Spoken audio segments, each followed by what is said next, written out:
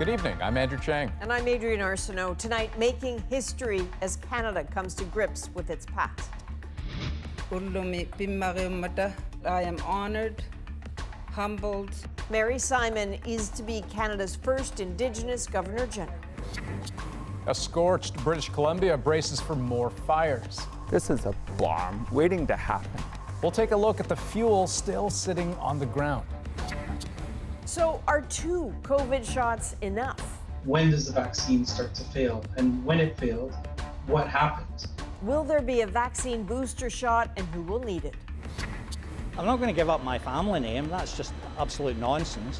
And why the name of this Canadian whiskey is causing problems.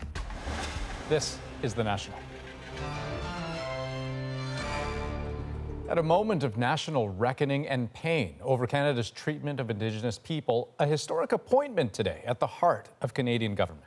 Mary Simon was named the next Governor-General of Canada, the first Indigenous person to serve in the role as the Queen's representative in Canada. And with her appointment, another historic first. This.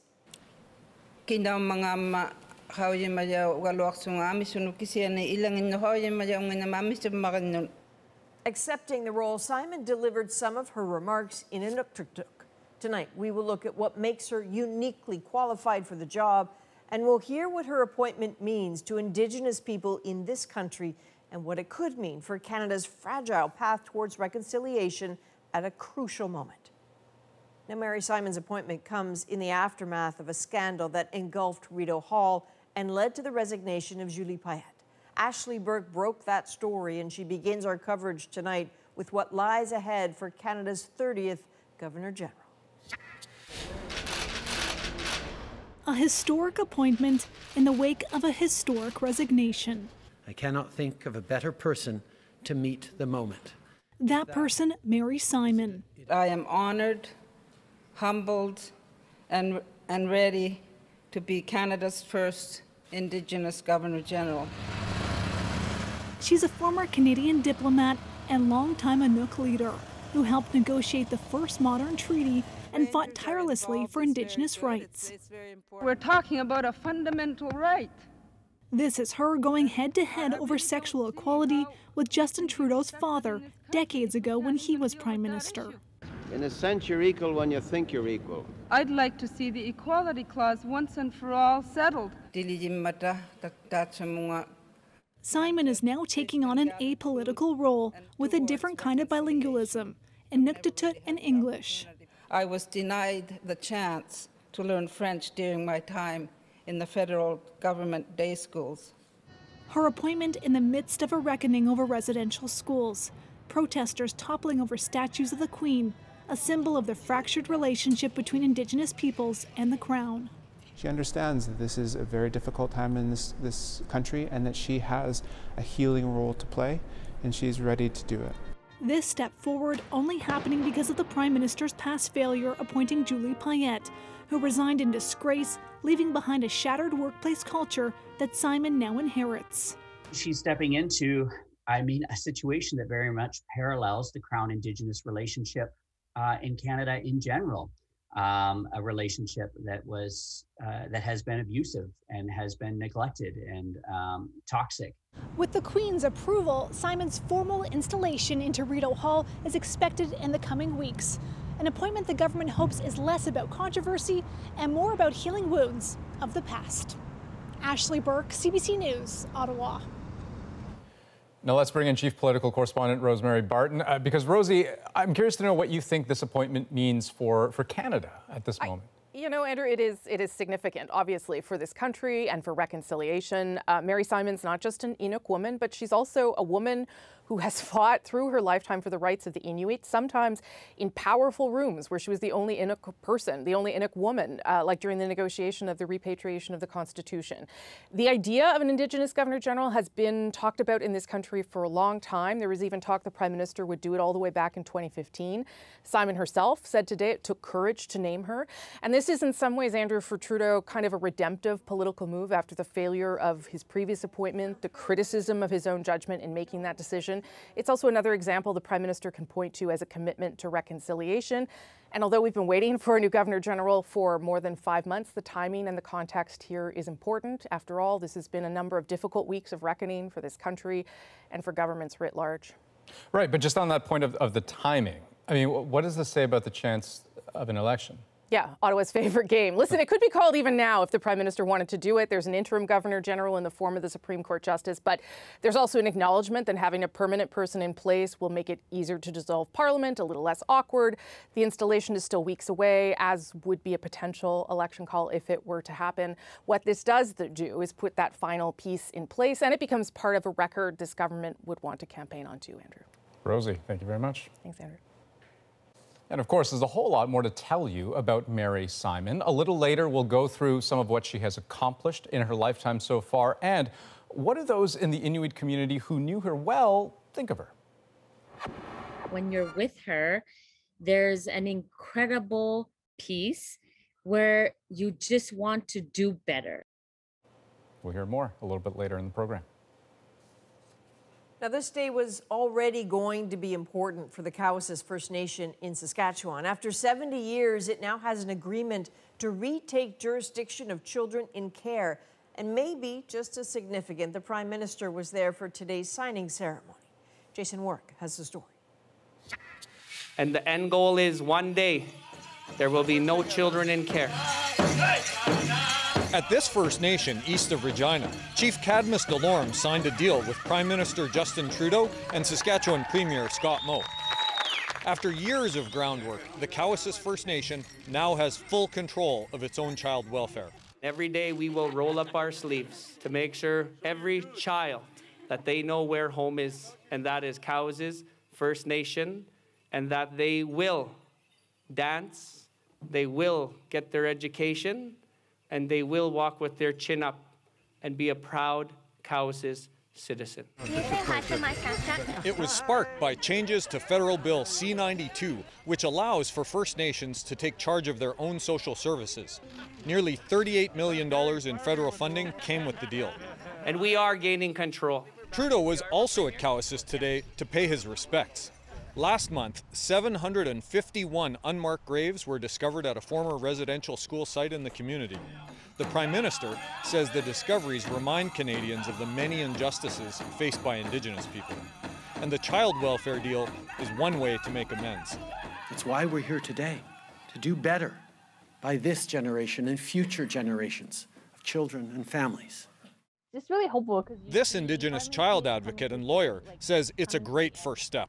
So I'm hoping that this announcement gives people some of that hope to be able to kind of retake that back so they can bring their children home wherever it is that they are and take control over that. The statistics in Saskatchewan are startling. In this province, more than 80% of all children in care are Indigenous. Many are hoping that other First Nations will follow Cowessess and take control of their own child welfare in the coming months. But they say that it will require the same partnerships, the same energy, and the same emotion that was on display today at Cowessess. Jason Warwick, CBC News, Saskatoon. The Manitoba Métis Federation signed its own agreement with Ottawa today to advance the Métis people's right to self-governance. It's a new modern-day treaty is what it really is. It sets the foundation that we have a province-wide self-government on behalf of all of our people. We will not be no longer treated like a corporation. We will no longer be treated like an organization. We will be treated as any government would be treated. So this agreement lays out steps to formally recognize the MMF's jurisdiction over things such as citizenship, leadership, and government operations. Well, the BC interior remains cloaked in heat, smoke, and fire, and it continues to spread. There are more than 200 fires burning across the province, but the worst of it is concentrated in the Kamloops Caribou region. More than 40 fires here are out of control, and more than 20 new fires have sprung up in the past 2 days. Large tracts of land are under evacuation orders. The village of Lytton, a charred ruin. The city of Kamloops, right in the middle of it all. That's where the BC Premier was today. It was a moving experience, I think, for all four of us to fly over Lytton and to see the devastation there and to see literally nothing left. And while Kamloops so far isn't threatened like Lytton, there's still just no getting away from it. the smoky skies, that feeling of insecurity. Evacuees have converged on Kamloops to escape the fire, but many have also found themselves in a very strange place, the very residential school where hundreds of unmarked graves were found weeks ago. As Carolyn Dunn explains, what has been a source of so much horror is, for the moment, a scene of hope. Amongst a mountain of donations, there is even more need. We come from a really big family. Marlene Charlie and Eric Pickard from Lytton lost everything except whatever was clean in a laundry basket and one picture. I think about what we lost and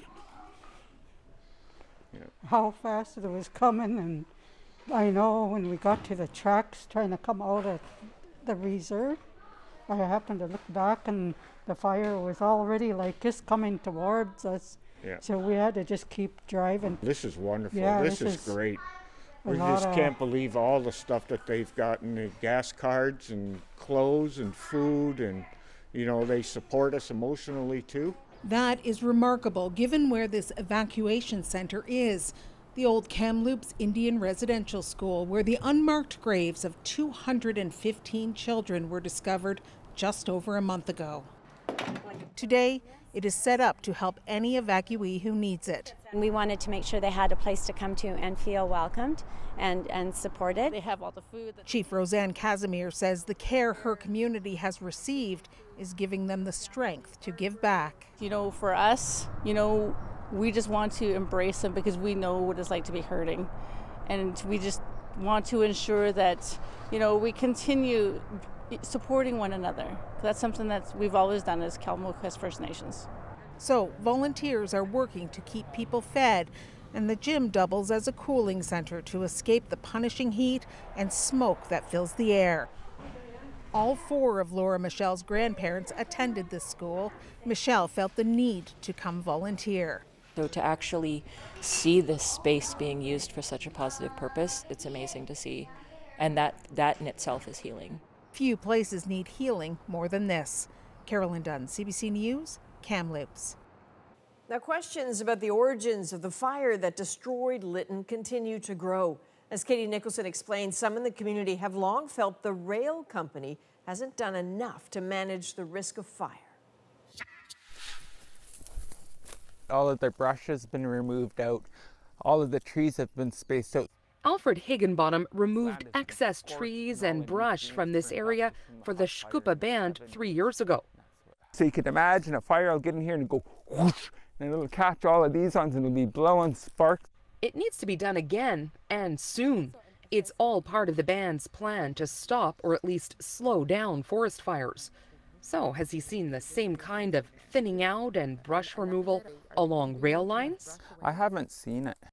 Speculation runs high that the Lytton fire was sparked up by a train. This one was spotted burning 45 kilometers south of the village that afternoon. CN says its train did not cause or sustain the fire. CN does have a program to remove any vegetation that may pose a safety hazard, but the Inuk Tribal Council says it hasn't been doing enough of it. I know that our communities have brought this forward on numerous occasions over many years, and we're not taken seriously.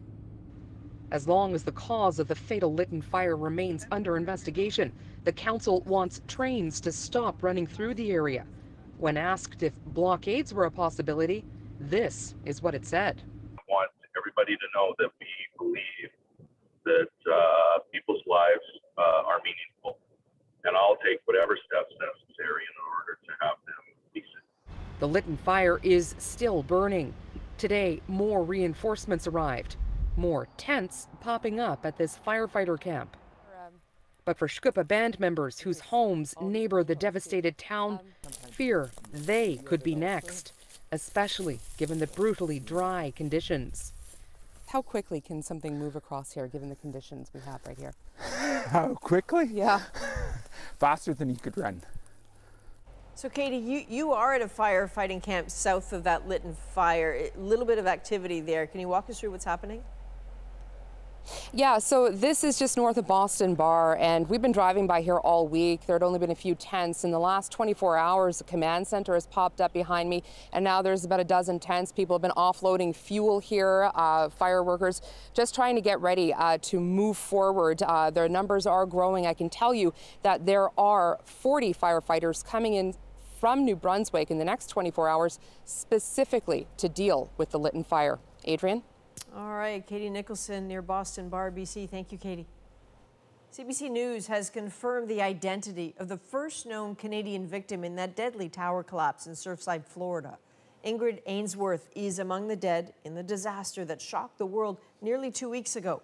Officials say at least 36 people were killed, but more than 100 are still considered missing, including 3 more Canadians. Katie Simpson has the latest. A huge crowd gathered in the street to mark the start of a solemn funeral procession, a chance to say goodbye and pay respects to 2 of the Surfside condo collapse victims, one of them a Canadian. Sources confirm 66-year-old Ingrid Ainsworth, who went by Edie, has been identified as the Canadian who died. Her body was found in the rubble on July 5th, as was that of her husband, Svi, who was originally from Australia. It's like a terrible nightmare. Just can't wake up. The Ainsworths attended a small synagogue near the collapse site. Their rabbi says he knew Svi better than Iddy. Well, Svi was a very easygoing fellow, very nice to talk to, great sense of humor, very chatty. In a Mother's Day blog post from 2020, obtained by the Miami Herald, the couple's daughter, one of their 7 kids, wrote a tribute to Iddy. Every person she encountered ever in life became her friend. Everyone was treated as equals, she wrote. The guy at the laundromat, the guy working at the fruit market, the outcast, the misunderstood, the popular, the unpopular. The Ainsworth family had recently celebrated the birth of a new grandchild. They reportedly moved to Florida about 4 years ago to be closer to family after spending nearly 2 decades in Australia. I ask all of you around the world who are continuing to follow this story to please keep these victims and these families in your hearts and prayers. Video from first responders showing the debris pile acts as a sobering reminder of the scale of this challenge. It's a rescue effort that had to pause for 2 hours today because of lightning and wind. Conditions that may worsen as the outer bands of Hurricane Elsa draw closer. There are still 3 Canadians from 2 different families among the missing. Canadian officials are on the ground trying to get them what information and support they can. Katie Simpson, CBC News, Washington. In northern Nigeria, officials have shut down all schools that could be vulnerable to attacks, while security forces search for about 150 children kidnapped at gunpoint yesterday. It's the 10th mass school abduction there since December. And as Salima Shivji tells us, the United Nations calls the situation a crisis. The pain is visceral for the parents of the missing, who rushed to the school when they heard the devastating news. They are the latest victims of Nigeria's kidnapping crisis, growing more acute every day. She told me to remove her. This father, devastated, racked with guilt. His daughter didn't want to stay at the school. Now she's gone. I received a phone call that they have entered the school, kidnappers, and all our children are packed, including my daughter inside.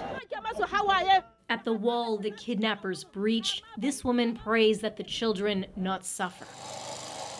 The mass abduction came mere hours after another group attacked a hospital, shooting through the locks securing the dorm. They grabbed 8 people, including a 1-year-old baby. More than 1,000 students have been snatched in the past 6 months, most in Nigeria's north. Many schools have shut to deter the armed gangs. That's left children like Yusuf out of class, only 7 years old, and forced to learn to weld instead. The situation in education in Nigeria is probably at its biggest crisis point at the moment. There are in the region of 13.2 million children out of school in total, which is the highest number globally. The deep economic pain in the country and sky-high unemployment are root causes. Holding children for ransom is seen increasingly as a lucrative industry, quick money that most officials pay. From my point of view, the government incentivized it. When you pay bad actors off, you simply give the incentive for other bad actors to do the same thing. The feeling the government has failed parents as strong as the pain here. I will protest. We will continue to protest until our children are brought back. It's all they can hope for as they wait for any word. Salima Shivji, CBC News, London. As more Canadians become fully vaccinated, some are now wondering if that's the end of it for shots. I think it's reasonable to start thinking that we're going to need also a booster or a third dose. Coming up, the UK is getting ready to roll out booster shots, but are they really needed? Plus, Scotch whisky is going after a Canadian distiller. I'm not going to give up my family name. That's just absolute nonsense. And taping together a prom dress, quite literally. It took me 17 rolls of duct tape, and it weighs approximately 6 pounds. Why an Ottawa teen decided to ditch the fabric. We're back in 2.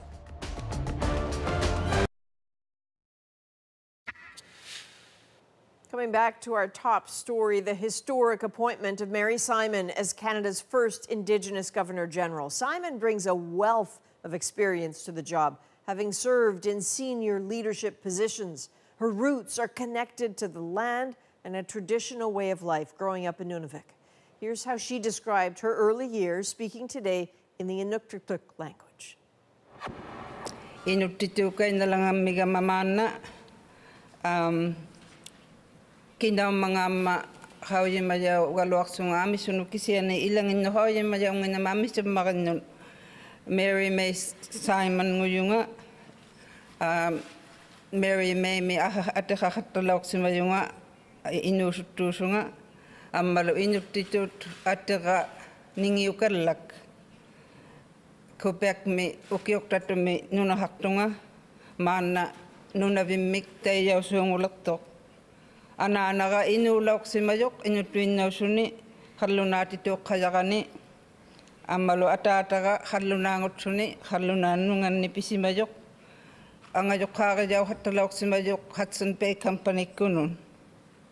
Pirok sa sunga tamani nunavimi si mayong atay mangani amalo inusara Inuktitut piusibun ni atok sunga pirok si mayunga. Forging connections is something Mary Simon has been doing for decades as a negotiator, ambassador, leader, and broadcaster. In the 70s and early 80s, she worked as a journalist for CBC Radio and TV, and her voice in Inuktitut brought the news to a new audience. They, at the same time, have to recognize and settle the offshore rights of the Inuit people. Simon helped negotiate the first land claim agreement in Canada between Inuit, Cree, Quebec, and the federal government. There is a lot of pollution that's infiltrating the Arctic regions. In 1994, she was the first ambassador for circumpolar affairs and soon helped create the 8-member Arctic Council. Later work through a national nonprofit continued bringing northern issues to the fore, including, crucially, climate change. A lot of people, hunters, are concerned that it's all going to change and they won't be able to practice their cultural practices anymore, which is really part of our identity. And though the work never ends, Simon still holds faith in the fight. We have hope in our lives. I mean, we're not in a hopeless situation. Now, the appointment of Mary Simon is not just historic for Canada. It is especially meaningful for some of the people who know her best. Jordan Kunik is in Iqaluit with that story. Nancy Inuk was very excited to learn Canada's 30th Governor-General will be someone she knows well. As a child, Mary Simon was her role model.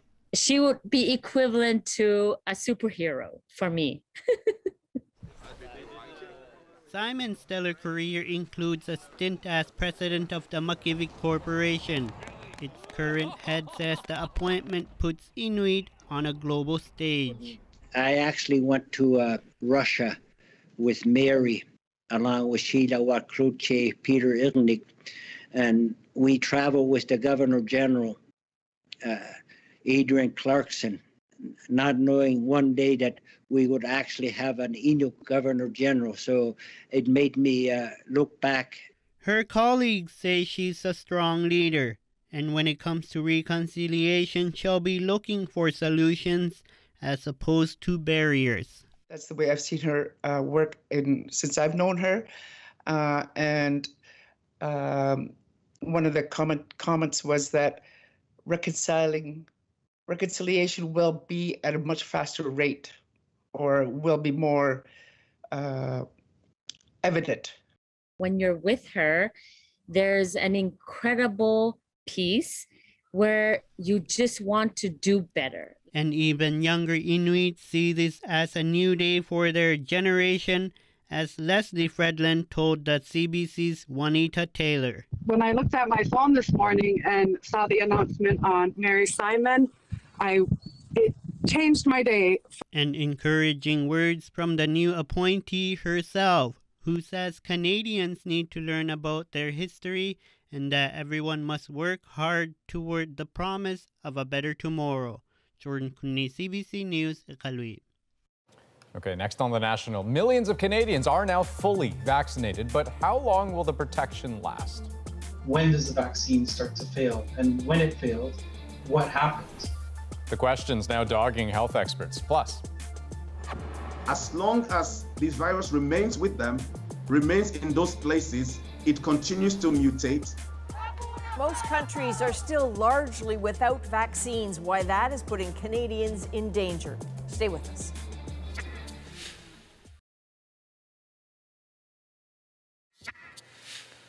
Well, almost 26 million Canadians have now been vaccinated against COVID-19.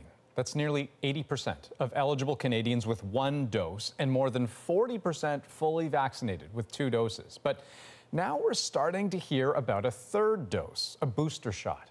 Health reporter Inuktitut tells us who might need it and why. Canada is getting COVID-19 under control. New cases have fallen dramatically as most Canadians have now been vaccinated with at least 1 dose. In the light of the fact that we're probably going to get in Canada more and more of this Delta variant, I think it's reasonable to start thinking that we're going to need also a booster or a third dose. So do health officials in the UK, where they're starting in September with the most vulnerable, seniors and immunocompromised people. Still, one vaccine maker says it's too soon to know if everyone will need a third shot. It is a question of not just how long does the durability of the vaccine offer protection, but we look for things like breakthrough infections. And when does the vaccine start to fail? And when it failed, what happened? Indeed, fully vaccinated people are still getting infected, at least 2,700 of them, according to the latest national figures for most of Canada, and 66 died. That's less than 1% of the fully vaccinated population. I'm feeling quite fragile. Janet Lang has a rare form of cancer and worries she could be in that less than 1% if policymakers wait too long for real-world data on the need for boosters. Let's give it a shot and then come up with a possible timetable, come up with some safety measures. But rushing ahead with a third round of shots here has global consequences. If you give those third doses here, it means that you're not giving there elsewhere, worldwide. And at this point in time, what is absolutely needed is for the entire planet to be vaccinated. Even though there is no plan yet for booster shots in Canada, the federal government says it's already secured vaccines for the next 3 years. Inuktitut, CBC News, Toronto. As we just heard, and health experts have long been warning, the pandemic will continue to be a threat to everyone until people around the world are vaccinated. And as optimistic as people in this country are starting to feel right now, 75% of the world's population is still waiting for that first dose. Tonight, we want to revisit a story that first aired last month about the desperate situation in some poorer countries where even a first vaccine dose is out of reach for so many.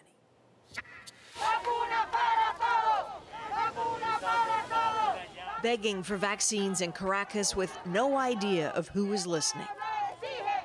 Family members collecting the dead themselves with no idea of who's actually counting those lost. Infectious diseases specialist Dr. Julio Castro says his fellow Venezuelans feel alone now, unable to trust either the numbers or the plan.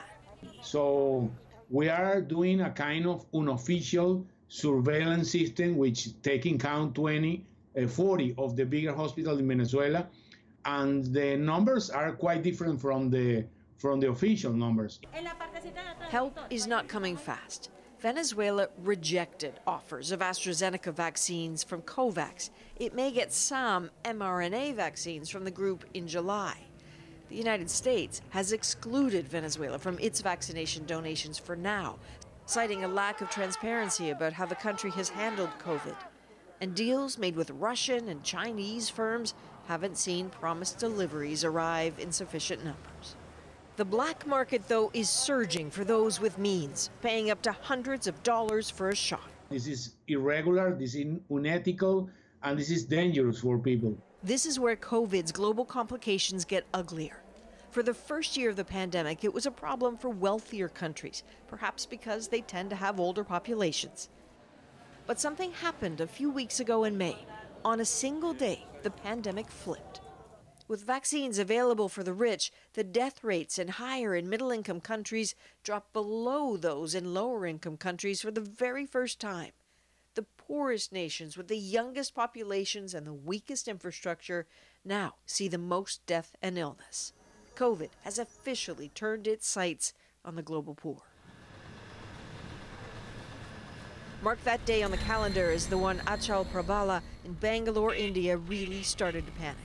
And I find that this is more terrifying in a way, because what it means is when poor countries are left to themselves for a disease that primarily affects them, it will mean that they will be worse off and have less resources to deal with that.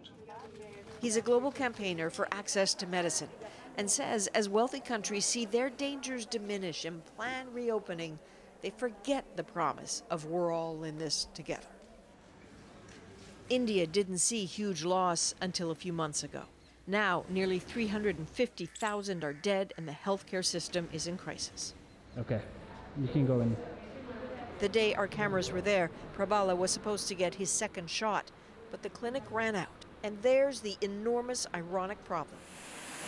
The country that's the world's largest vaccine manufacturer is short on vaccines. Barely 3% of its 1.3 billion people have been inoculated.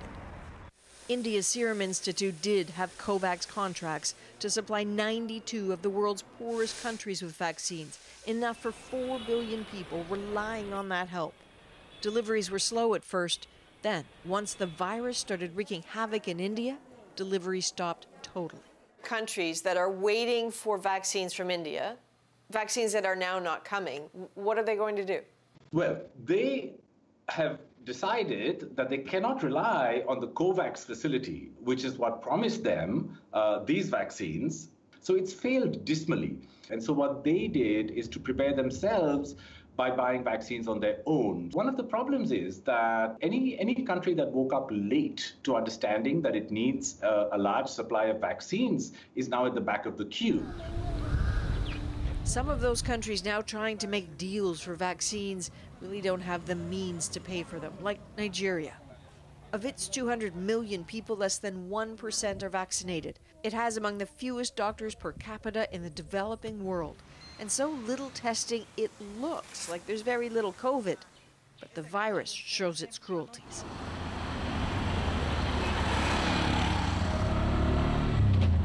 Nafisat Adamu used to work in a bank but lost her job. So did a third of the country. Global COVID lockdowns and low oil prices demolishing the economy. I don't get help from any government. I don't get help from anybody. I am on my own. There are kidnapping, more robbery, more killing, more bandit, more Boko, and a lot of things. The only trigger that we know right now that has led to this is this gross economic, recession that we've experienced. So the sooner we get this pandemic over, the better for the whole world. Edwin Akuria is the Africa director for the One campaign, a global effort to end poverty. As shocked as he is by what's happening in Nigeria, he is baffled by this country. Look at the number of vaccines per capita each nation has secured. The one that secured more doses per person than any other country in the world is Canada, and it is already vaccinating children. From the outside, This looks dangerously selfish. It may be great for the political landscape, but while you are vaccinating children over the age of 12, just remember that health workers in some low-income country who are also facing this virus every day do not have access to a vaccine. Remember that as long as this virus remains with them, remains in those places, it continues to mutate, it will come back to your own population in the long run, and then every effort you've made before will be wasted. And if the medical humanitarian argument does not inspire sharing vaccines immediately, maybe an economic one will. Once the virus is ravaging in other places of the earth, everything that Canada needs from those places or that's supposed to be selling to those places will not be there, right? The bulk of the world always feared they'd be left behind, and now they see it happening. See politics at play, not cooperation. In the very moment, sharing matters most. So clearly challenges abound. And for some, as we push ahead, COVID posed a different sort of challenge. Find the way. Yes, good girl. Coming up, that's not just any dog, and her services were much needed but unavailable for months. We'll tell you why next.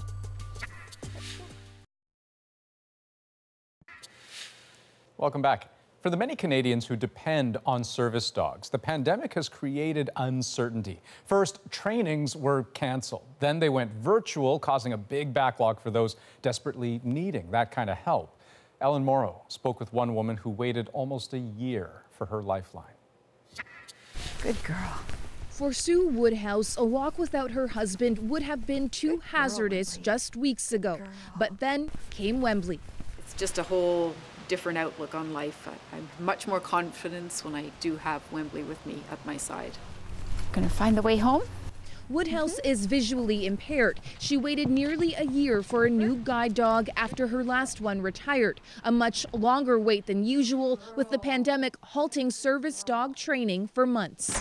But you had a longer than normal waiting period to get another dog. What was that like for you?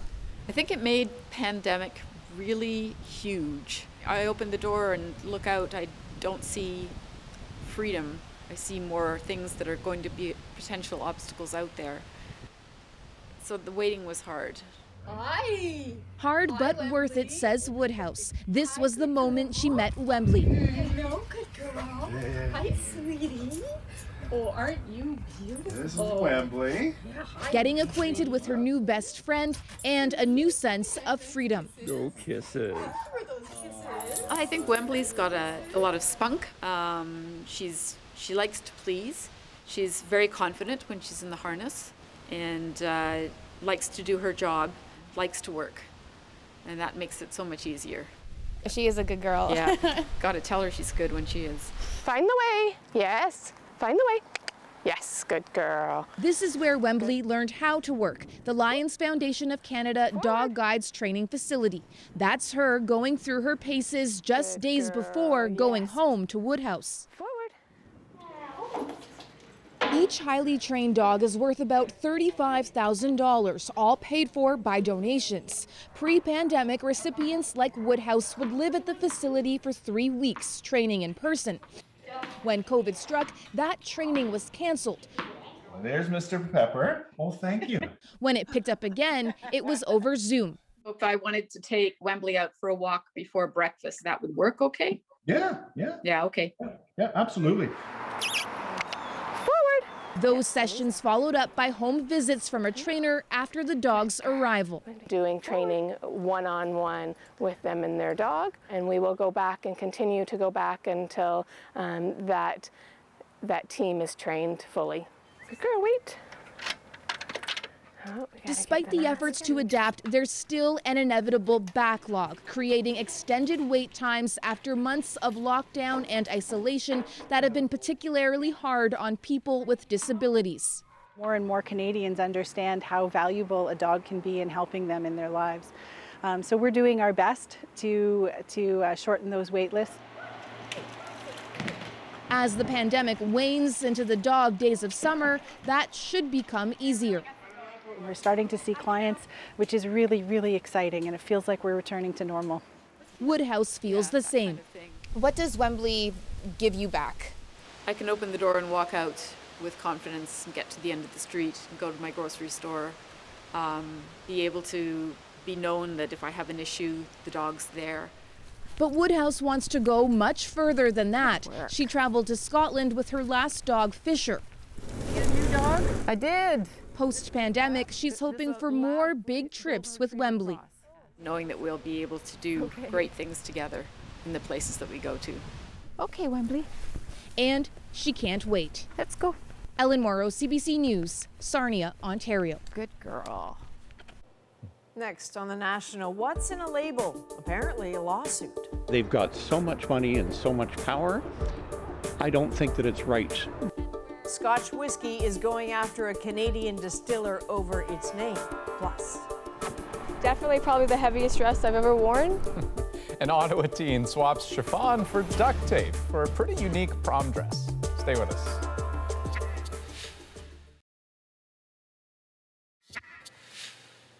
welcome back. An award-winning Victoria distillery is in a trademark battle. Macaloney's Caledonian whiskey doesn't market itself as Scotch. That word is a geographically protected designation. But the Scotch Whisky Association isn't backing down. It is accusing the Canadian distillery of deceptive branding. Here again is Katie Nicholson. We like it to be nice and lumpy because it burns easier. From the peat to the 70-proof alcohol. It's clear like water. Macaloney's Caledonian whiskey is fully Canadian. It even says so on the label. We've made it prominent in the gold on the bottle. Even so, it's run afoul of the Scotch Whisky Association, which claims the Victoria Distillery's product is misleading consumers, making them think this is Scotch whiskey from Scotland, a protected geographical trademark, like champagne from France. But the distillery doesn't use the word Scotch at all. Still, in March, the association filed a lawsuit in BC demanding Graham McAloney change the name. It objects to the use of Caledonian, which it says is synonymous with Scotland, and even McAloney's surname. I'm not going to give up my family name. That's just absolute nonsense. It all came as a surprise because McAloney consulted the association as he developed the whiskey. We fully complied by having Made in Canada with the address on the back, but they pointed out that they'd prefer to see it on the front. He even added a map of Vancouver Island. The association says it's just trying to protect the reputation of Scotch whiskey.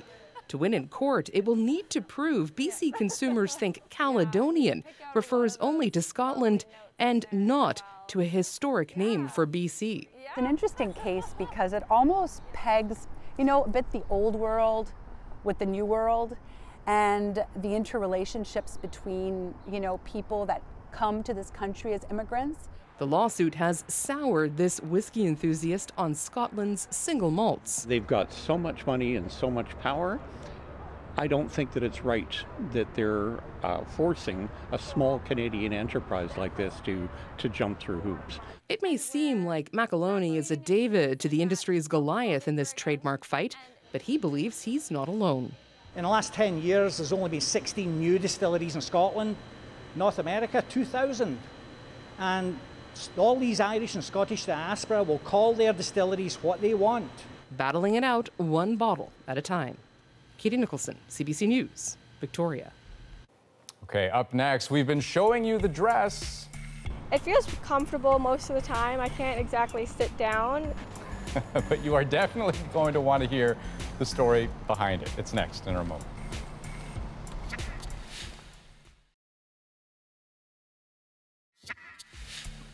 Duct tape, used to fix all kinds of things, and it turns out even to make a prom dress. But even then, for Erica Avellaneda, this isn't just a dress, it's a chance to win $12,000.